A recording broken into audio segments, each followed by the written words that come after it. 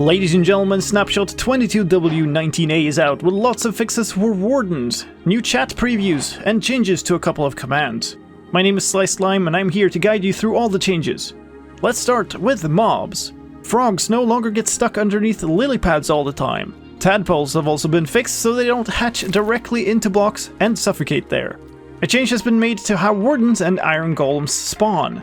They can now spawn in more locations according to these rules. The block below needs to have a collision and its top surface needs to cover the entire top of the block. The blocks above need to have no collision at all.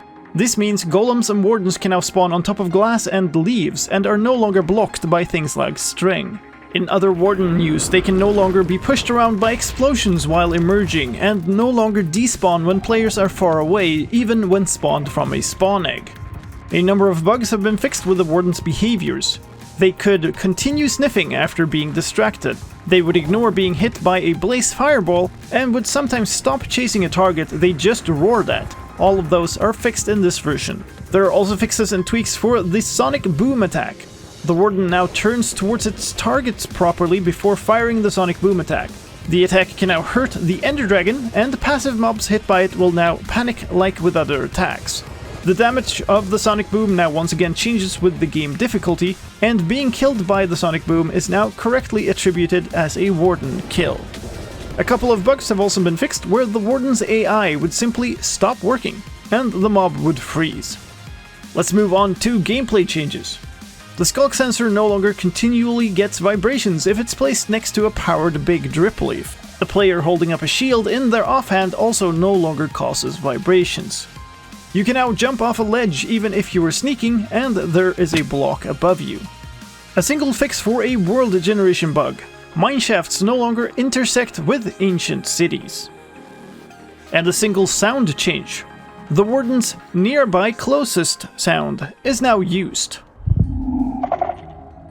Before we move on to all the new chat changes, please take a moment to click the nearby closest like button on YouTube. That makes it more likely for this video to be recommended to others, so I'd really appreciate it. Thank you. Now let's talk about those new chat changes. Servers can now enable chat preview, which is a new function where a server-controlled preview is shown above the chat edit box as you type. This means that your chat messages are sent to the server even before you hit enter, and means that servers can apply custom styling like colors, emojis, or other such things to your message, and they can still be signed and verified in the new secure chat system. With this system, a new warning screen and a warning toast message are shown when connecting to such a server.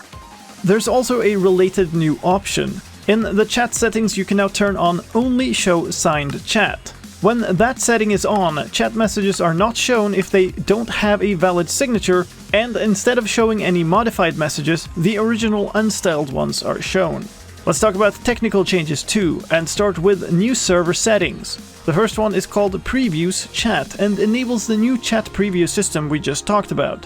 There's also a temporary setting that will only exist in this snapshot called Test Rainbow Chat, which makes the server style all chat as a rainbow. Some other fixes have also been made to make sure that a server can have a message of the day and server icon even if the enable status server property is set to false. In command news, the locate commands have been changed. The functionality of both locate and locate biome are now found with the locate command, specified as either locate structure for the old locate functionality or locate biome for the old locate biome functionality. There's also a new subcommand called locate POI, which locates a point of interest. These are special blocks that the game might want to look up from a further distance than other things, and include all the villager profession blocks, bells, beds, bee nests and hives, lightning rods, and nether portals. As with other locate subcommands, you can also specify a point of interest type tag instead. The place command has also been extended. You can now use place template to place a structure template.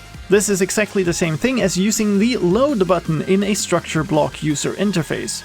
The place template command has 4 optional parameters: the location, which is ~~~ if not specified, the rotation, which is no rotation if not specified, the mirroring, which is no mirroring if not specified, and finally the integrity and seed, which are used to degrade the structure and which default to no degradation.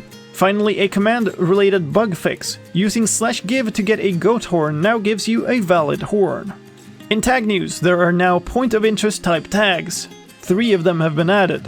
Acquirable job site for all job sites sought by villagers that do not currently have a profession. Village for point of interest that are part of a village. And bee home for all point of interest types sought by bees. Finally, instability news. The game no longer crashes when starting in demo mode or when loading any chunk with a jigsaw block in it. A bug has also been fixed that could make certain worlds inaccessible with an invalid signature message. And that's it for this snapshot. Thank you for joining me for this entire video, I really appreciate it. If you want even more news for Minecraft 1.19, check out this other video about a previous snapshot.